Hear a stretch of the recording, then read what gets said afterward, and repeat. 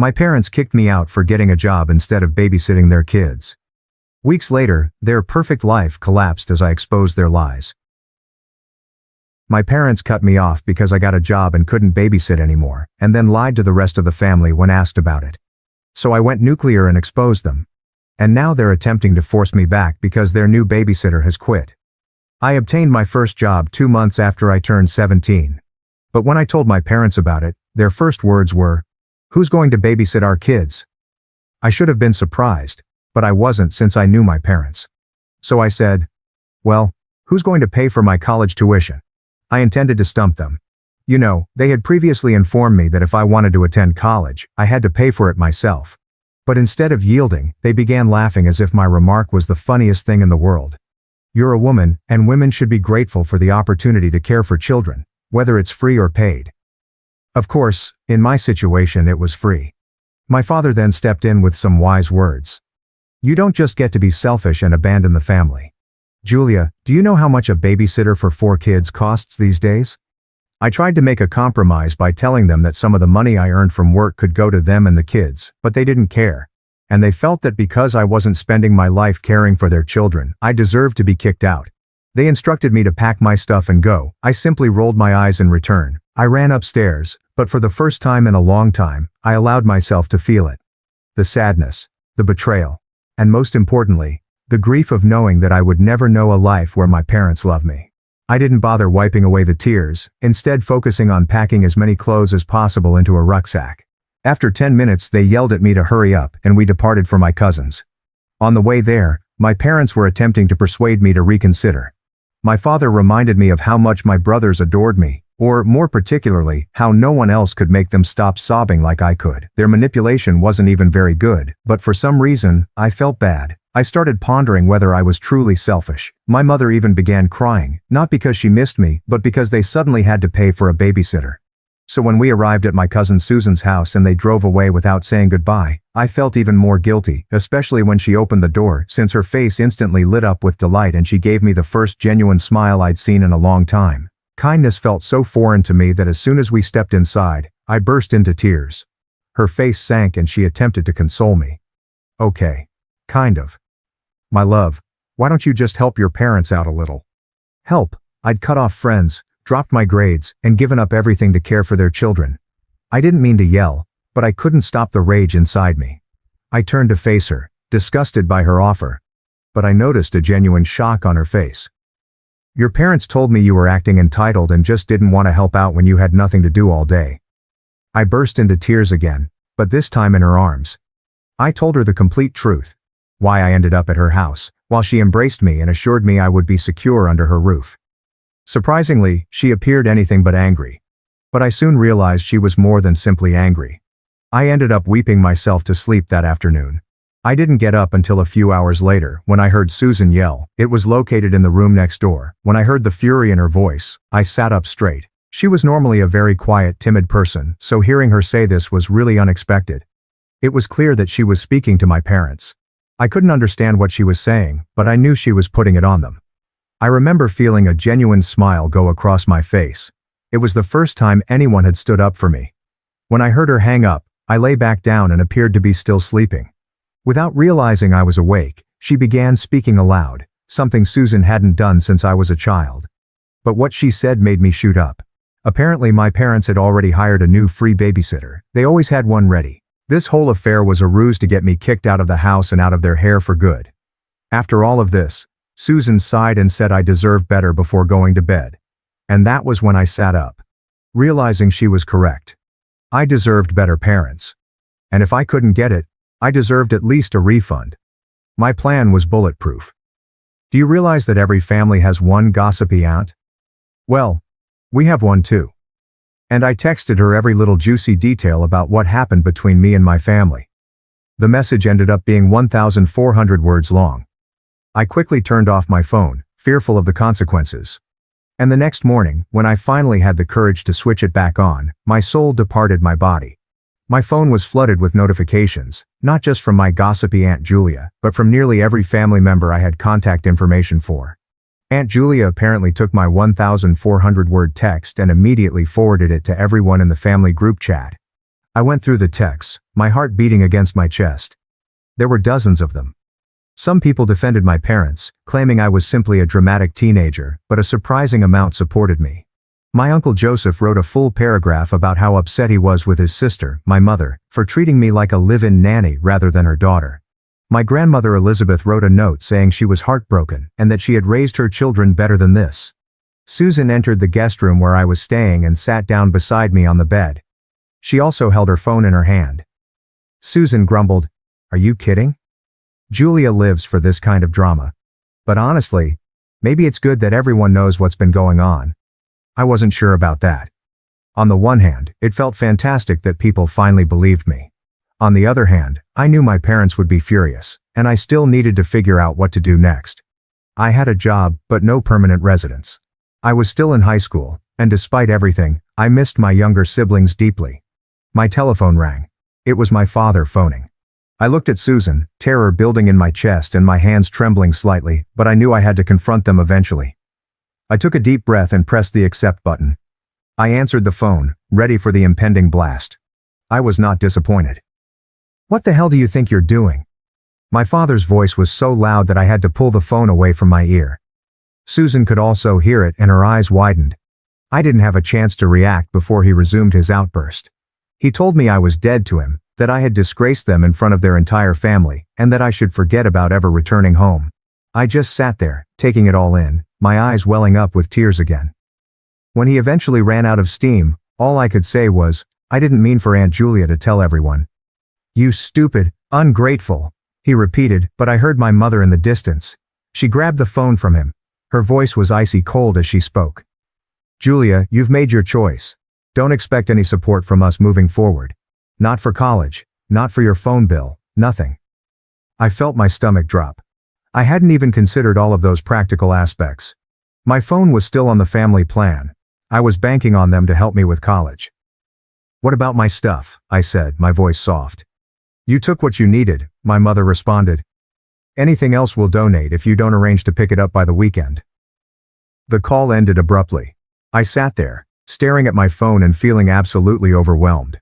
Susan wrapped her arm around me and squeezed. "Well, that sounded pleasant," she remarked, attempting to lighten the atmosphere. "Don't worry about your stuff. We'll go get it tomorrow while they're at work." I nodded, still shocked. My parents had virtually rejected me for working part-time at a coffee shop. What type of parents did this? Susan called in ill from work the next day, so we drove over to my folks' house. I still had my key so we could enter in without issue. The home was peaceful. My parents were at work while my siblings attended school and daycare. It felt strange to be back so soon, as if I had broken in rather than returned home. I promptly walked to my room and began gathering everything that I couldn't fit in my backpack the first time. My favorite books, more clothes, my laptop, and some photos of my siblings that I kept on my desk. Susan was in my parents' home office as I packed. I had no idea what she was doing, but I was focused on grabbing my belongings and getting out before anyone arrived home unexpectedly. Susan carried a folder under her arm as we left. I asked her what it was, and she simply shrugged and said she'd tell me later. We packed my belongings into her car and headed back to her flat. Susan finally showed me what she had grabbed when she returned to her apartment. It was a folder that contained my birth certificate, social security card, and other crucial paperwork. She had also taken my parents' spare credit card, which they kept for emergencies. "You're going to need these," she said, "and they owe you for all the free babysitting." I was shocked. "We can't use their credit card. That's stealing." Susan rolled her eyes. "Relax. We're not going on a shopping spree, but you need clothes for work, a new phone plan, and some basic necessities. They owe you at least that much." I wasn't comfortable with it, but there weren't many alternatives. I had $50 and would not receive my first paycheck for 2 weeks. So I reluctantly consented to use the card, but only for things that were really necessary. We went to the mall in the afternoon. I purchased a few black t-shirts and slacks for my coffee shop work, as well as a low-cost prepaid phone and toiletries. Overall, we spent around $200 on the card. Still, I felt awful about it, despite Susan's assurance that it was nothing compared to what a true babysitter would have cost them over time. The next day, I worked my first shift at the coffee shop. I was nervous but delighted to start making my own money. The shop was called The Daily Grind. I know, it's quite original. Jaime, the manager, was really cool and patient during my training. I messed up a couple orders and struggled with the espresso machine, but it wasn't too horrible. When I returned to Susan's after my shift, I noticed 3 missed calls from an unknown number.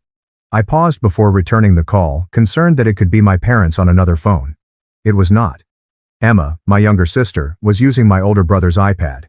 She was just 10, but she managed to remember my phone number. She was crying, asking why I had left and when I would return. It broke my heart to hear her upset. I attempted to explain in a way she could understand without criticizing our parents. I told Mom I had a job and needed to move closer to it, but I still loved her and my other siblings very much. She didn't fully understand, but she made me promise to come see her soon. I promised, even though I had no idea how I was going to do it. I was a complete wreck after that call. Susan recommended we have pizza and watch idiotic movies to take my mind off things. It helped a little, but I kept thinking about my siblings and how much I missed them. The following few days settled into a pattern. I'd go to work, then return to Susan's, complete my homework, and repeat. I was constantly fatigued from trying to stay up with academics while working almost every day after class. But at least I was earning money now. About a week after everything went down, my Aunt Julia texted me, asking if I wanted to come to Sunday dinner at her place.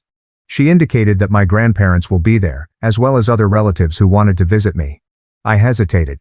Was this some sort of trap? However, Susan believed it would be beneficial for me to see supporting family members. That Sunday, Susan drove me to Aunt Julia's place. As soon as we went in, my grandmother raced over and grabbed me tightly. She was crying, so I started crying too. I had no idea how much I wanted a grandmother's embrace until that moment. The supper was genuinely enjoyable. Nobody pressed me to talk about my parents, but they made it apparent that they were there for me. Even before we left, my grandfather slipped me an envelope. I opened it in the car and discovered 5 crisp $100 bills inside. I tried to call him and tell him it was too much, but he refused to take it back. He explained that it was to assist me get back on my feet. The money was a big comfort. I quickly used some of it to switch from my parents' phone plan to my own. I also opened a bank account without my parents' names, as Susan had instructed. Things seemed to be going well until they didn't. 2 weeks after I moved in with Susan, I returned home from school to find her sitting at the kitchen table, serious expression on her face. "We need to talk," she continued, motioning for me to sit down. My heart fell. Was she kicking me out too? Where might I go? "Your mom called me today," Susan said. "They've noticed the charges on their emergency credit card." I felt nauseous. I should have known they'd examine the statements or receive a buy notification. What looked to be a spare card was one that was routinely monitored. "What did she say?" I inquired. "She accused us of theft and threatened to call the police if we didn't return the card and repay every penny," Susan said grimly. "But here's the kicker. She also wants you to come home." I was shocked. What? Why would they want me back after everything that happened? Susan's expression became stern. Because their new babysitter quit after just 1 week. Apparently 4 kids under 10 is too much for most people. Who knew? I chuckled cruelly. Obviously that was the cause. They did not miss me. They missed out on free childcare. "I'm not going back," I stated firmly. "I can pay them back for the card from my paychecks, but I'm not going back to being their slave." Susan nodded, relieved. "That's what I told them. But they're pretty upset about the money. Your mom mentioned something about small claims court." I had a flicker of panic. Could they actually take us to court? Will we go into trouble? I still had the majority of my grandfather's $500, so I could repay them straight away. But the entire experience left me feeling uneasy and angry. The following day at school was dreadful. I could not focus on anything. I was expecting authorities to turn up and arrest me for credit card fraud or something. By midday, I was a nervous wreck. My friend Martha saw something was awry and brought me out to the courtyard to discuss. I wound up telling her everything. She was horrified at what my parents had done. "That's actual child neglect," she remarked. "They can't just throw you out because you got a job. You're still a minor." I hadn't really considered it that way. I was so used to being regarded as an adult at home that I forgot I was still legally a child. Martha's mother was a lawyer, and she advised I speak with her about my possibilities. I hesitated. I didn't want to involve more people in my family drama, Martha insisted, and she took me to her house after school. Mrs. Thompson, Martha's mother, listened to the entire narrative without interrupting. When I concluded, she had a lot of detailed questions regarding dates, what was said, and who else was aware of the issue. I responded as best I could. "Julia, what your parents did is not okay. she finally said. They're legally obligated to provide for you until you're 18. They can't just kick you out because you won't babysit. She told me that I had options. I could apply for emancipation, which would legally make me an adult before I turned 18, or we could report my parents to Child Protective Services, which could force them to return me or place me in foster care. Neither choice sounded ideal. Emancipation would include accepting full adult duties at a time when I was already struggling to manage school and job, and CPS may take my siblings away as well, which I strongly opposed. Mrs. Thompson must have noticed my hesitancy. She proposed a third option: have another relative apply for interim guardianship. That way, I could legally stay with someone like Susan or my grandparents without causing my parents any trouble. I thanked her for her advice and agreed to think about it. On my way back to Susan's, I received a text message from an unfamiliar number. My youngest brother, Alex, was using my father's old phone. He said my parents were arguing all the time now, and the house was a disaster without me there. Reading his messages made my heart ache. I missed him and my other siblings a lot. When I returned to Susan's, I found a surprise waiting for me. My grandparents were sitting in the main room with serious attitudes. For a brief moment, I thought something horrible had happened. "Don't look so worried," my grandmother replied, patting the couch next to her. "We just want to talk about what happens next." They had learned about the credit card situation from my mother, but unlike my parents, they were not upset. They were concerned. They said I shouldn't be working so much while finishing high school. They urged me to focus on my schooling. My granddad cleared his throat. "We have a proposal for you. We'd like you to come live with us until you graduate. We have plenty of room, and you won't have to work so many hours to support yourself." I was stunned. My grandparents lived in a lovely home about 30 minutes from my school. Moving in with them would solve a lot of problems, but I was concerned about imposing on them. They were presumably in their 70s and didn't want a teenager to spoil their retirement. "We've already discussed it with your parents," my grandmother said, noticing my uncertainty. "They've agreed. As long as you visit them and the kids every weekend." Obviously they had a condition. They still wanted to use my free babysitting services, but one day every week was far better than every day. And, as much as I enjoyed Susan's hospitality, living with my grandparents would be a major step up from couch surfing. So I agreed. That weekend I relocated my belongings to my grandparents' house. They'd turned their home office into a bedroom for me. The room was modest but comfortable, with a twin bed, a desk, and a bookshelf. My grandma had even purchased new bedding and drapes to make it feel like my personal area. My first night there, I slept better than I had in weeks. There was something relaxing about being in their house, away from the commotion of my parents' home, but still surrounded by family who cared about me. The next morning was Saturday, which meant I had my first visitation with my parents and siblings. My grandmother drove me over and promised to pick me up at 6 p.m. sharp. I was nervous the whole way over. When we arrived at my parents' house, my siblings ran out the front door. Emma rushed into my arms, and the smaller ones crowded around me, all chattering at once. I hugged them fiercely, realizing how much I missed seeing their little faces. My parents were standing in the doorway, observing. My mother's expression was unreadable, but my father appeared irritated, possibly because he had to deal with the kids all morning before I came. After my grandma left, I spent the day playing with my siblings, assisting them with their homework, and keeping up with their lives. It was almost like old times, except for the tension that existed whenever my parents were in the room. My mother ultimately cornered me in the kitchen as I was preparing lunch for the children. "So you're too good to live here anymore, but you'll take handouts from your grandparents," she told me with a sneer. I tried to remain cool. "I'm just trying to finish high school without being homeless," I said, concentrating on making sandwiches rather than looking at her. "You were never going to be homeless," she remarked. "You're so dramatic." I bit my tongue to prevent from mentioning that they were the ones who kicked me out. Instead, I simply carried the plates of food to the dining room for my siblings. The rest of the day was awkward, but doable. My father mainly ignored me, which was great with me. At 6 p.m., my grandmother's automobile drew up outside. I hugged my siblings farewell and promised to come next weekend. My mom called after me as I walked out the door.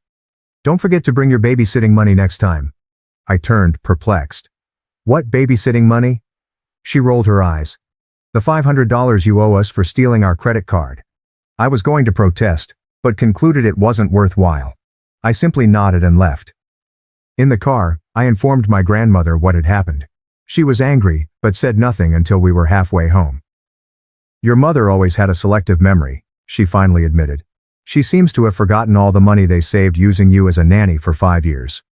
I was startled. My grandma had never reprimanded my parents in front of me before. It felt good to have someone else see the unfairness of the situation. Life at my grandparents' place rapidly settled into a new pattern. I went to school, worked less shifts at the coffee shop, and focused more on homework. My grades began improving almost immediately. On weekends I went to see my siblings as arranged, but I dreaded the encounters with my parents. The credit card issue was handled when my grandfather insisted on paying it off himself, claiming that it was worth every penny to get me out of that toxic environment. I agreed to pay him back, but he dismissed my concerns. A month after I moved in with my grandparents, I received some surprising news at school. My English teacher, Mrs. Melissa, invited me to stay after class. She gave me an essay I'd written on family relations and said it was one of the best she'd ever read from a kid. "Have you thought about applying for college scholarships?" she asked you. "With your writing skills and grades, you could qualify for some good ones." Given everything else going on in my personal life, I stated that I hadn't given college much thought lately. Mrs. Melissa informed me of numerous scholarship opportunities designed exclusively for children who had overcome difficulty. She even volunteered to help me with my applications. For the first time in months, I felt optimistic about my future. I began exploring colleges and scholarships with fresh interest. My grandparents were helpful, guiding me through the applications and even taking me on campus tours at a couple nearby universities. When my parents discovered out, they were not pleased. During one of my weekend visits, my father noticed me working on a scholarship essay on my laptop. "College?" he mocked. "What a waste of money. You should be saving up to get your own place instead of mooching off your grandparents." I ignored him and continued typing. This only made him furious. "You know we're not paying for any of it, right? Not a single penny," he muttered. I gazed up at him calmly. "I know. I'm applying for scholarships and financial aid." He appeared unhappy that his statement hadn't irritated me more. He walked away, mumbling something about ungrateful kids who believe they're too good for honest work. For weeks I spent the majority of my free time applying for scholarships. Mrs. Melissa examined my essays, and my grandparents assisted me in gathering all of the essential documentation. By the spring, I had applied to 6 different institutions and more than a dozen scholarship programs. The first acceptance letter arrived on a Tuesday in April. I received a half scholarship to attend state university. I was ecstatic, but it wasn't enough to cover all the expenses. I kept hoping for good news from other schools. That following week, something unexpected occurred during my weekend visit to my parents' place. My mother inquired how my college applications were doing. It was the first time she had expressed any interest in my future goals. I told her about the admission from state, trying not to seem very enthusiastic because I knew she wouldn't like it. To my amazement, she did not make any snarky remarks. Instead, she nodded and continued. "Your Aunt Julia went there. She liked it." It wasn't much, but it was the most support I'd received from either of my parents in months. I choose to see it as a positive sign. The next big news broke 2 weeks later. I got an email message that altered everything. One of the national merit scholarships I applied for had chosen me as a finalist. If I won, it would pay for my whole 4-year tuition at any public university in the state. I was elated. My grandparents took me out to supper to celebrate reaching the finals. Susan drove over to join us. The finalist interviews were scheduled for the following week. I spent days preparing for the interview. My grandmother assisted me in selecting a professional suit consisting of a navy blue blazer and skirt that made me appear older than 17. My grandfather drilled me with practice questions until I could comfortably express my ambitions and aspirations. I was quite nervous on the day of the interview. The scholarship committee was made up of 5 members, each with strong academic qualifications. They asked about my essay, my experiences, and my future ambitions. I discussed my desire to become a child psychologist, which was driven in part by my own family dynamics experiences. I left the interview feeling like I had done my best, but I wasn't sure whether it was good enough. The results would not be released for another 2 weeks. The 2 weeks were the longest of my life. I obsessively checked my email, jumping whenever my phone produced a notification sound. My grandparents kept urging me to relax, that no matter what happened, we'd work it out. But I realized how much the scholarship would impact my life. Meanwhile, my relationship with my parents remained problematic. During my weekend visits, I noticed my mother making more of an attempt to be polite, even asking about school occasionally. My father was still aloof, but he wasn't aggressively hostile anymore. My siblings, of course, were always delighted to see me. Emma began phoning me every few days simply to chat, which I enjoyed. When I went, the younger ones would argue over who would sit close to me or show me their drawings first. These times made the awkwardness with my parents worthwhile. Finally, on a dreary Tuesday afternoon, the email came. I was at my grandparents' house doing homework at the kitchen table when my phone vibrated with a notice.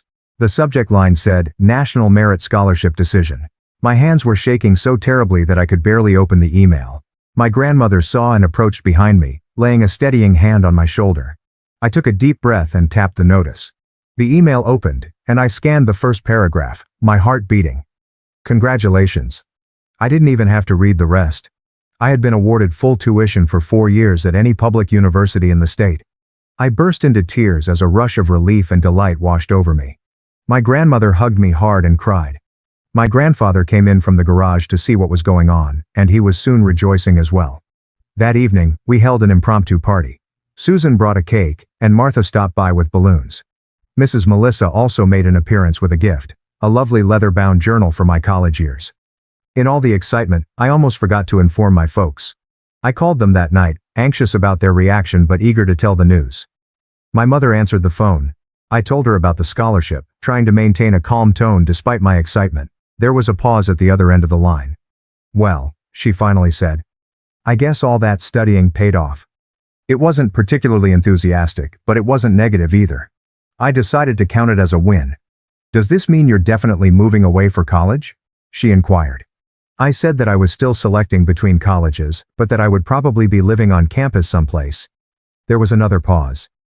The kids will miss you, she added quietly. And then, we all will. It was the closest thing to admitting they cared about me that I'd heard in years. I wasn't sure how to answer, so I simply thanked her and said I'd see them over the weekend as usual. After that call, I sat on my bed for a while, reflecting on how much had changed in just a few months. I'd gone from being my parents' live-in nanny to living with my grandparents and receiving a full scholarship to college. It wasn't the road I had planned for my life, but it could be just what I needed. The next day at school, I found myself smiling for no apparent reason all day. The future, which had appeared so dark just months before, suddenly appeared bright and full of opportunities. I had folks who believed in me and supported my goals, and I began to realize that perhaps I had always earned that support. Things continued to improve as April progressed into May. I spent the majority of my time at my grandparents' house, which seemed more like home than my parents ever did. I continued to visit my siblings every weekend, but the visits became less unpleasant over time. My mother began making small talk with me, and my father at least stopped staring at me from across the room. Something unusual occurred on a Saturday in mid-May. I was playing with my younger brother in the living room when my mother walked in and stood there, watching us. After a few minutes, she cleared her throat. Julia, can we talk in the kitchen for a minute? My stomach immediately tightened up. Every time my parents wanted to communicate, it left me feeling bad, but I nodded and followed her. She was busy making coffee in the kitchen and didn't notice me. I simply stood there awkwardly, waiting for whatever bomb she was about to drop. Your father and I have been talking, she added at length, about your graduation next month. Oh, right, graduation. With everything else going on, I had scarcely considered it, but now that she'd mentioned it, I realized I had no idea who would attend the wedding. Will my parents show up? Would it be odd to have them and my grandparents in the same place? We'd like to host a small party for you, she said. Here at the house, after the ceremony. I must have appeared absolutely surprised because she giggled a little. Don't look so surprised, you're still our daughter. I wasn't sure what to say. They had treated me as if I were nothing more than free labor for months, and now they wanted to celebrate my graduation. It did not make sense. Why? I blurted out, unable to stop myself. My mother's face sank a little. She set down her coffee cup and finally looked straight at me. Because we're proud of you, she replied quietly. The scholarship, college. You've done well, Julia. I simply stared at her. Who was this woman and what did she do to my mother? I wanted to know if she was okay or had been abducted by aliens. Before I could react, my father walked in. He nodded awkwardly at me before grabbing a beer from the fridge.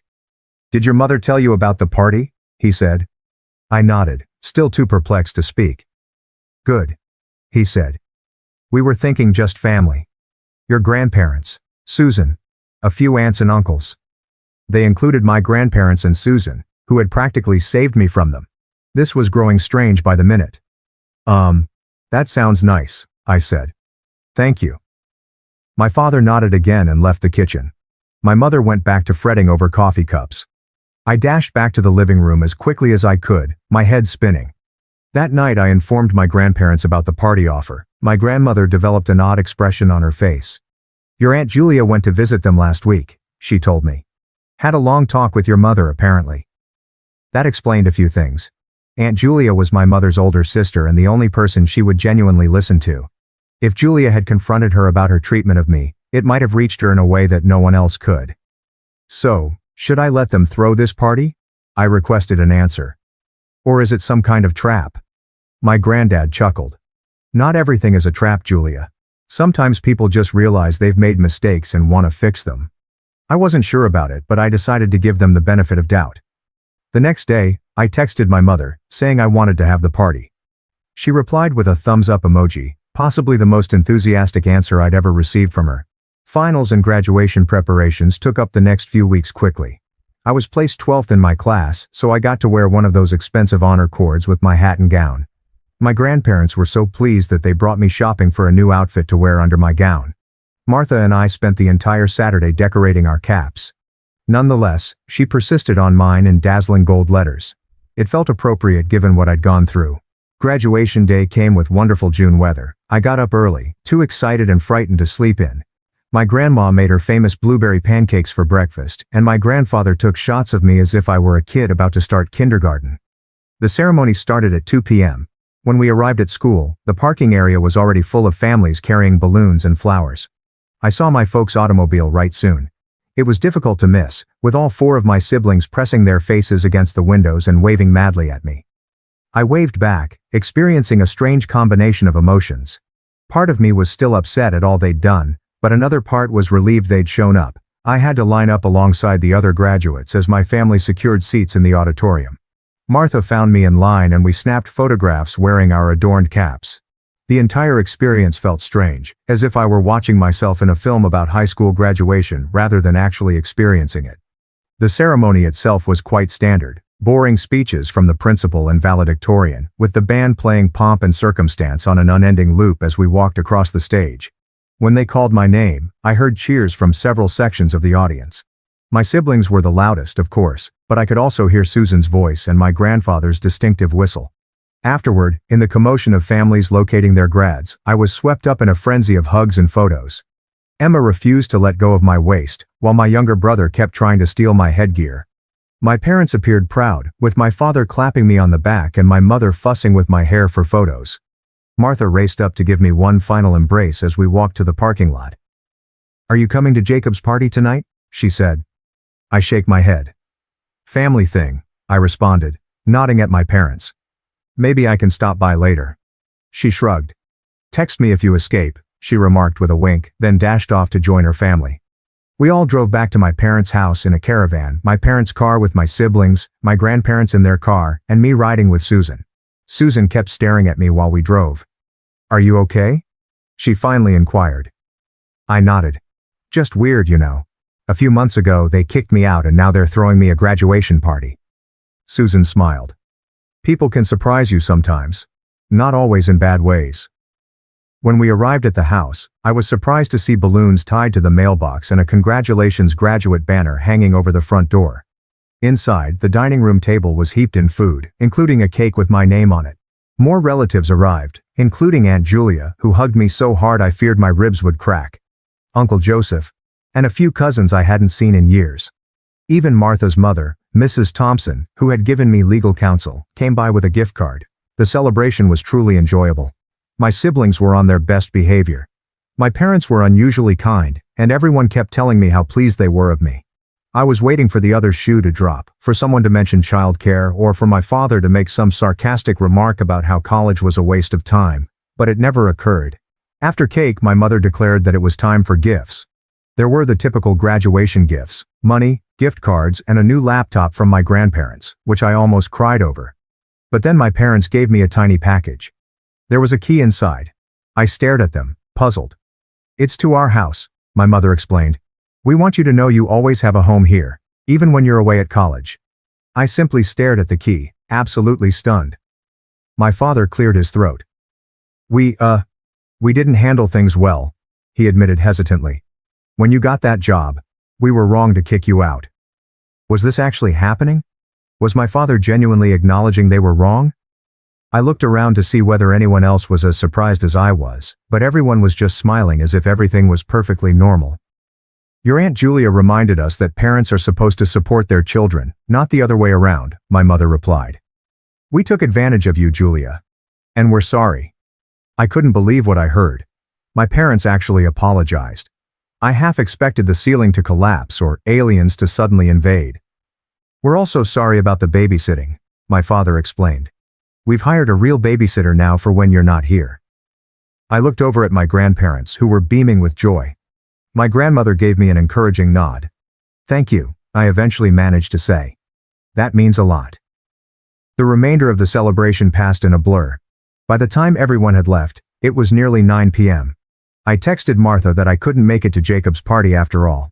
I was too emotionally spent to deal with a high school rager. My grandparents were the last to depart. As they were leaving, my grandmother grabbed me aside. Your parents called us last week, she explained quietly. They wanted to know if we'd help them with your college expenses, whatever the scholarship doesn't cover. I was stunned again. They did? She nodded. People can change, Julia. Sometimes they just need a wake-up call. After everyone had left, I found myself alone in the kitchen with my parents. We all avoided making eye contact, resulting in an awkward quiet. Finally, my mother responded, You're set for State University in August. I nodded. Yeah, orientation is in July. I got assigned to Thompson Hall. That's on the north side of campus, right? My father inquired. Near the library. I was astonished he knew that. Yeah, it is. How did you know? He shrugged. I looked it up. Wanted to know where you'd be living. We lapsed into another stillness, but this time it felt less awkward, like we were all simply getting used to our new normal. You know, my mother remarked tentatively, if you wanted to move back home for the summer, there's room. I thought about it for a bit. Part of me wanted to say no right once, but another part saw they were trying to make amends in their own awkward manner. I'll think about it, I replied. I promised Grandma I'd help her with her garden this summer, but maybe I could split my time. They both nodded, seemingly content with the response. My father checked his watch. It's getting late. Do you want us to drive you back to your grandparents? I shake my head. Susan's coming back to get me in a few minutes. As if on cue, my phone vibrated with a text from Susan informing me that she was on her way. I began assembling my graduation gifts. Leave some of it here if you want, my mother advised. For when you visit. When Susan's automobile arrived outside, my parents brought me to the door.